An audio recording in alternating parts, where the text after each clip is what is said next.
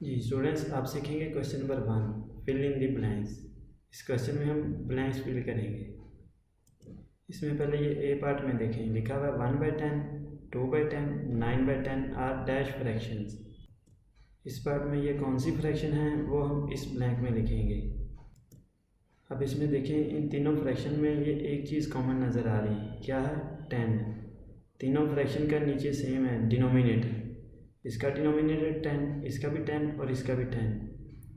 जिन fraction के denominator same होते हैं उनको लाइक फ्रैक्शन हम कहते हैं। क्या कहते हैं? Like fraction. तो इस ब्लैंक में हम क्या लिखेंगे? लाइक। अब ये बी पार्ट में देखिए, ये लिखा हुआ है 1/8, 1/10 और 1/12 आर डैश फ्रैक्शंस। इस पार्ट में ये कौन सी फ्रैक्शन है वो हम इस ब्लैंक में लिखेंगे। अब इन फ्रैक्शन में भी देखें, एक कॉमन नज़र आ रहा है 1। इसका भी ऊपर वाला 1 है, 1 1। इन सब के डिनोमिनेटर सेम है, सॉरी न्यूमिनेटर ऊपर वाले, लेकिन इनके नीचे डिनोमिनेटर सेम नहीं है। इसका 8 है, इसका 10 और इसका 12। इसमें भी हम सिर्फ डिनोमिनेटर ही देखेंगे, ऊपर सेम हो या ना हो न्यूमिनेटर वो हम नहीं देखते। हम सिर्फ डिनोमिनेटर देखकर इनको बताएंगे ये कौन सी फ्रैक्शन है। अब ऊपर वाले ए पार्ट में देखें, ये डिनोमिनेटर सेम थे तो ये लाइक फ्रैक्शन है। अब इनके डिनोमिनेटर्स डिफरेंट हैं तो ये अनलाइक फ्रैक्शन होंगी। यहाँ क्या लिखेंगे? अनलाइक। अब ये सी पार्ट में देखें, ये लिखा हुआ है 20/32 एंड 5/8 आर डैश फ्रैक्शन। इस पार्ट में ये दोनों फ्रैक्शन अनलाइक फ्रैक्शन हैं, लेकिन यहाँ हम अनलाइक नहीं लिखेंगे। इस ब्लैंक में हम लिखेंगे इक्विवेलेंट फ्रैक्शन।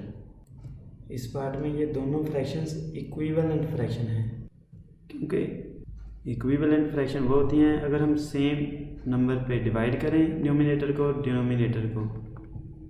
अब इसमें देखिए 20 और 32 दोनों नंबर को मैंने सेम नंबर पे डिवाइड किया है, न्यूमिनेटर को भी और डिनोमिनेटर को भी।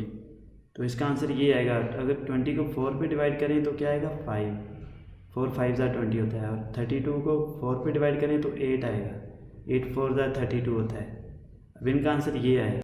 इसी तरह ही अगर हम न्यूमिनेटर और डिनोमिनेटर को सेम नंबर पे डिवाइड करें या मल्टीप्लाई करें, उसका जो आंसर आता है वो इक्विवेलेंट फ्रैक्शन होता है। अब ये डी पार्ट में देखें, ये लिखा हुआ है 3/5 इज डैश देन 5/6। अब इस ब्लैंक में हम लिखेंगे स्मॉलर या ग्रेटर। तो पहले हम इन दोनों फ्रैक्शन के डिनोमिनेटर देखेंगे। इसका डिनोमिनेटर क्या है? 5, इसका क्या है? 6। अब इन दोनों फ्रैक्शन के डिनोमिनेटर सेम नहीं है, इसका 6 और इसका 5 है। तो ऐसे हमें पता नहीं चलेगा ये नंबर छोटा है या बड़ा है। तो पहले हम इन दोनों डिनोमिनेटर्स को सेम करेंगे।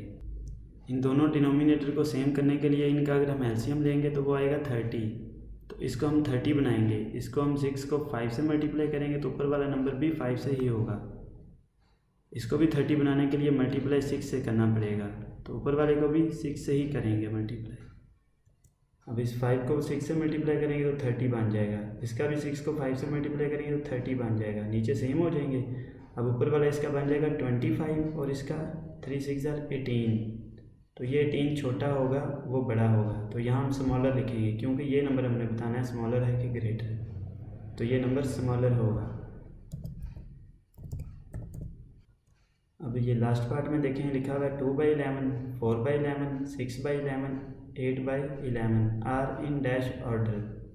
अब इस ब्लैंक में हम लिखेंगे असेंडिंग या डिसेंडिंग। तो पहले इनके भी हम डिनोमिनेटर्स देखेंगे। इनके डिनोमिनेटर्स सेम हैं चारों फ्रैक्शन के। इसका भी 11, इसका भी 11, इसका भी 11 और इसका भी 11। अगर डिनोमिनेटर सेम हो तो फिर हम ऊपर वाले नंबर कंपेयर करते हैं। तो ये ऊपर छोटा लिखा हुआ है 2, फिर उससे बड़ा 4, उससे बड़ा 6, उससे बड़ा 8। तो ये किस ऑर्डर में लिखे हुए हैं? असेंडिंग ऑर्डर में। यहाँ हम असेंडिंग लिखेंगे।